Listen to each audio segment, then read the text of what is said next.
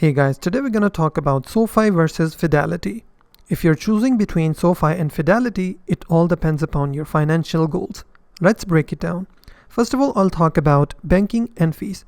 SoFi offers a full digital banking experience with no monthly fees, free overdraft protection, and a high-yield savings account, ideal for those who want simple, fee-free banking.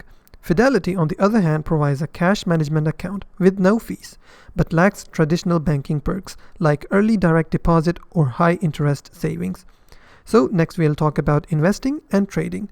SoFi Invest is best for beginners, offering commission-free stock and ETF trading, crypto investing, and automated portfolios for passive investing. Fidelity, on the other hand, is a powerhouse for long-term investors with no commission trading and extensive selection of mutual funds and index funds, retirement accounts, and advanced trading tools. In credit and debit card section, SoFi features a cashback credit card where rewards can be invested directly. Fidelity offers a Fidelity Rewards Visa, giving 2% cashback that can be deposited into a Fidelity account for long-term growth.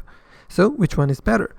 SoFi is ideal for beginners, all-in-one banking and investing, and a simple digital-first experience. Fidelity is best for long-term investors, retirement planning, and advanced portfolio management. So which one do you prefer? Let me know in the comment section below and subscribe for more fintech comparisons and investing tips.